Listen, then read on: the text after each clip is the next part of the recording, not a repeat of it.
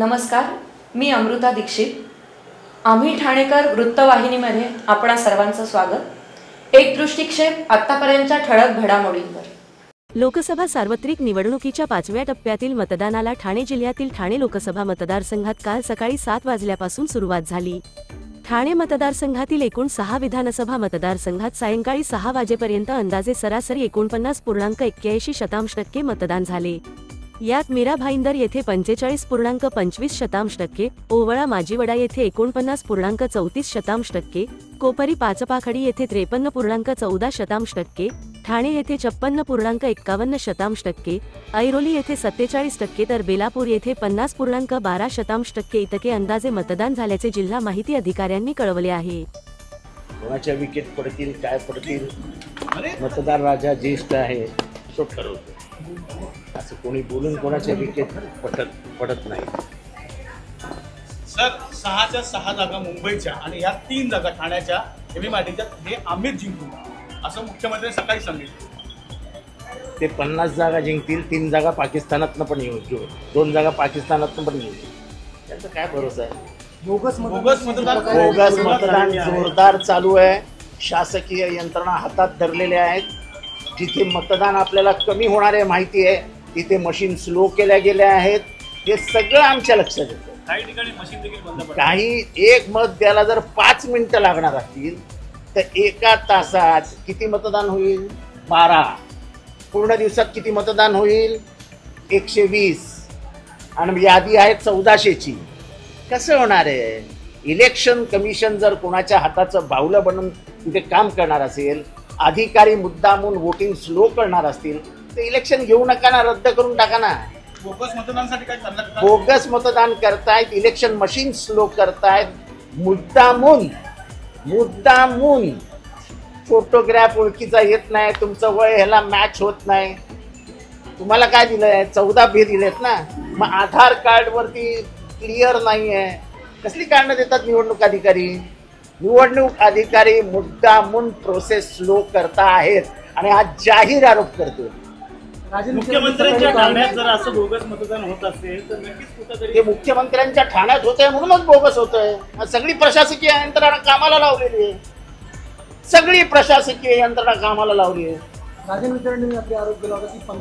मी सांगतो तुम्हाला, 2000 लोक बाहेरनं आणली होती बोगस मतदान करायला. 10 बोगस मतदान महाराष्ट्र शाळेमध्येच झालेले आहेत. उन्हामुळे लोक पण आता परत एकदा लोकांची यायला सुरुवात झालेली आहे.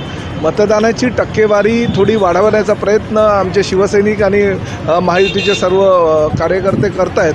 ही वस्तुस्थिती आहे की मतदानाची टक्केवारी जी पाहिजे तशी अजून होत नाही आहे. आम्ही प्रयत्न आमच्या माध्यमातून चालू आहे, पण फार मोठ्या प्रमाणात उन्हाच्या त्रासामुळे आणि त्याचबरोबर काही मतदान केंद्रामध्ये पंखे नाही आहेत, पाणी नाही आहेत, बसायला खुर्च्या नाही आहेत, अशी काही अवस्था आहे. त्यामुळे लोक थोडेसे नाराज आहेत. तरीसुद्धा ज्या काही त्रुटी आहेत त्या त्रुटी पूर्ण करायला आम्ही निवडणूक आयोगाच्या काही लोकांना सांगितलेलं आहे. मतदान केंद्रावरचे जे प्रतिनिधी आहेत त्यांनाही आम्ही विनंती केलेली आहे. ज्या ठिकाणी मशीन्स बंद पडल्या होत्या त्याची वेळ वाढवून द्यायला सांगितलेली आहे. जेवढा वेळ मशीन बंद होत्या तेवढा वेळ त्यांनी वाढवावं असं विनंती केलेली आहे. तीही मान्य केलेली आहे त्यांनी. त्यामुळे उत्साहाचं वातावरण आहे. ठाणे लोकसभा मतदारसंघ तुम्ही बघताय की पूर्ण मोदीमय झालेलं आहे आणि अतिशय मोठ्या प्रमाणामध्ये लोक मतदान करून गेल्या निवडणुकीमध्ये जो काही 4,12,000चं मताधिक्य होतं धनुष्यबाणाला, ते मताधिक्य तोडण्याचा आमचा निश्चितपणे प्रयत्न आहे.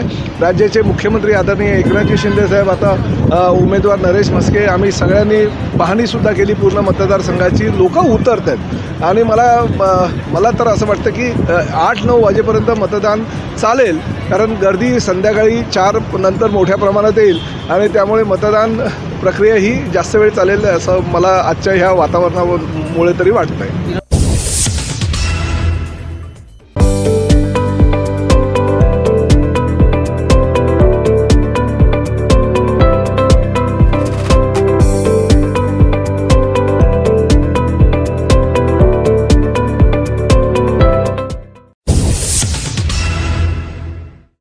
सर्व नागरिकांना आवाहन करण्यात येत आहे की सध्या डासांमार्फत पसरणाऱ्या डेंग्यू या आजाराचा प्रसार रोखण्यासाठी प्रत्येकाने पुढील प्रमाणे कार्यवाही करावी.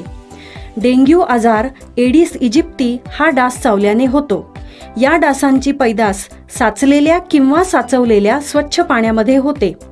8 दिवसांपेक्षा जास्त दिवस पाणी उघडे व साचून राहिल्यास त्यात डास अंडी घालतात. अंड्यांच्या अळ्या तयार होऊन पुढे डास तयार होतात.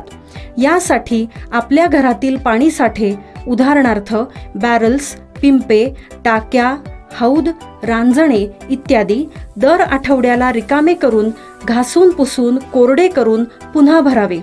1 दिवस कोरडा दिवस म्हणून पाळावा.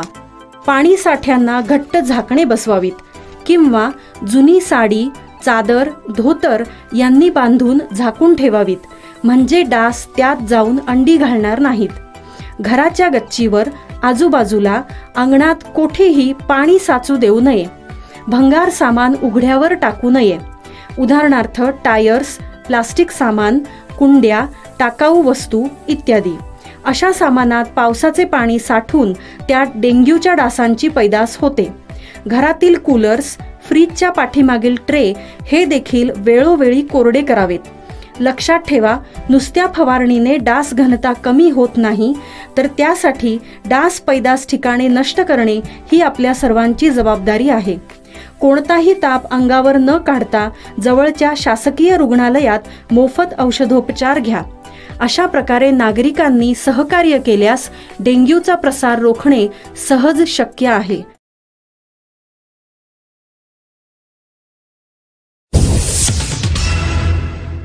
खासदार राजन विचारे यांनी ठाण्यात आपल्या सहकुटुंब ठाण्यातील सिद्धिविनायक मंदिर, धर्मवीर आनंद दिघे व भारतरत्न बाबासाहेब आंबेडकर यांचे आशीर्वाद घेऊन चरई येथील सेंट जॉन शाळेत जाऊन आपला मतदानाचा हक्क बजावला. त्यावेळी त्यांच्या असे निदर्शनास आले की ठाण्यातील बहुतेक मतदान केंद्रावर सकाळी लवकर बोगस मतदान झालेले आहे. मतदार राजा त्या ठिकाणी गेल्यानंतर त्याला कळतं की आपल्या नावाचं मतदान दुसऱ्यांनी केलं आहे. यासाठी आपला मतदानाचा हक्क वाया घालवू नका. आपले मतदान करण्यासाठी निवडणूक आयोगाने 17 नंबरचा फॉर्म भरून पोस्टल बॅलेटद्वारे टेंडर वोट करून घेण्याची सुविधा दिली आहे. त्यामुळे प्रत्येकाने मतदान करावे असे आवाहन शिवसेना उद्धव बाळासाहेब ठाकरे पक्षाचे राजन विचारे यांनी मतदारांना केले आहे.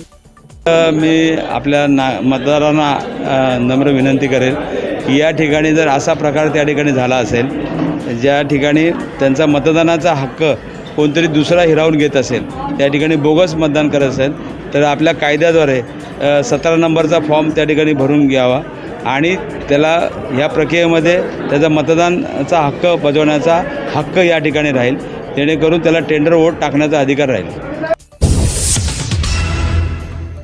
गेले काही महिन्यांपूर्वी आचारसंहिता लागल्यानंतर सर्वच पक्षाचे कार्यकर्ते आपापल्या पक्षाचा झेंडा घेऊन अगदी जोरजोराने कामाला लागले होते आणि एकमेकांच्या विरोधात उभे ठाकले होते. परंतु आज इलेक्शन संपल्यानंतर संध्याकाळी 6 वाजता ठाण्यातील चंदनवाडी भागामध्ये संपले इलेक्शन आता जपा रिलेशन अशा आशयाचे बॅनर स्वामी फाउंडेशनच्या वतीने लावण्यात आले होते. हे बॅनर लावण्यामागचा उद्देश असा होता की प्रभागातील तरुण विविध पक्षाचे काम करत असताना अनेक दिवस एकमेकाला भेटले नव्हते. हे सर्व तरुण पुन्हा एकत्र यावे व प्रभागामधील विविध समस्यांना मार्ग काढून नागरिकांच्या फायद्याची कामे करावी व गुणागोविंदाने राहावे.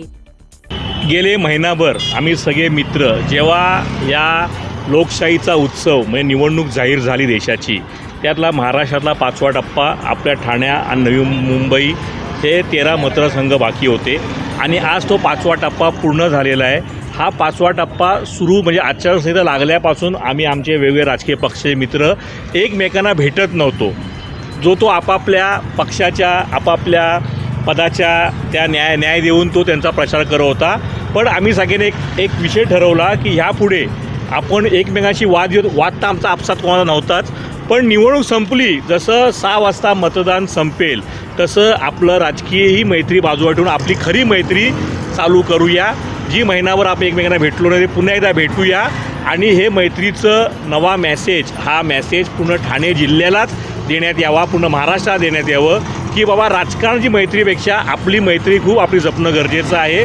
राजकीय मैत्री आपल्या टिकवायची नाही आहे, आपल्याला आपली मैत्री जपवाय जी लहानापासून आपण एकत्र सुरुवात केलेली आहे ती. साहेब, आपण स्वतः कोणत्या पक्षात आणि आपले मित्र कोणत्या बघा, मी स्वतः भारतीय जनता पार्टीचा कार्यकर्ता आहे. इथे उभाटावाले आहेत, इथे वेगवेगळ्या पक्षाचे आहेत, पण चंदनवाडीमध्ये आम्ही एक नवीन पायंडा ह्या मतदानापासून पाडलेला आहे की चंदनवाडीमध्ये कुठलीही निवडणूक जाहीर झाली ती लोकसभा असो, विधानसभा असो किंवा स्थानिक स्वराज्य संस्था निवडणुका असो, आम्ही आमच्याशी आमच्या मैत्रीशी कोणतेही कटुता न आणता, कोणताही मतभेद न ठेवता आपापल्या परीने कामं करणार आणि निवडणूक संपली की आम्ही आमची मैत्री पुन्हा जपणार.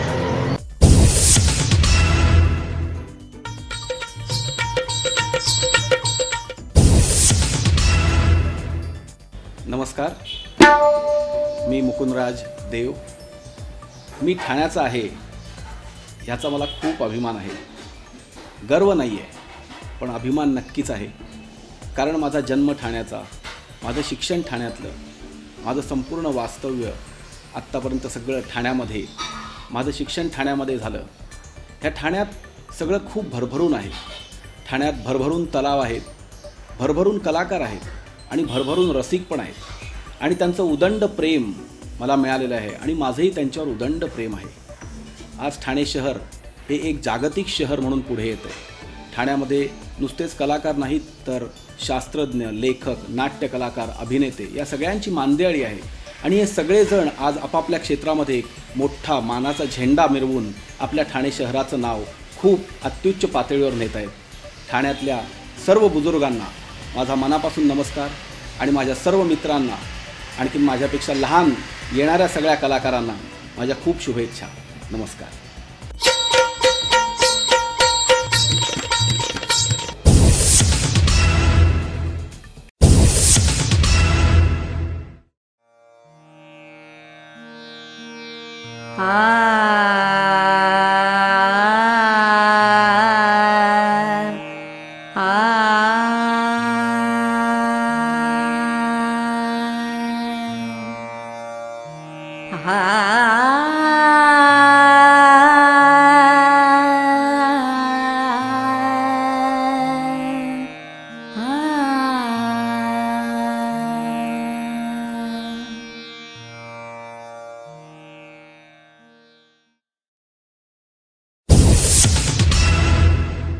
आम्ही ठाणेकर. आम्ही ठाणेकर. आम्ही ठाणेकर. आम्ही ठाणेकर. होय, ठाण्यात आम्हाला अभिमान आहे आणि होय, आम्ही ठाणेकर.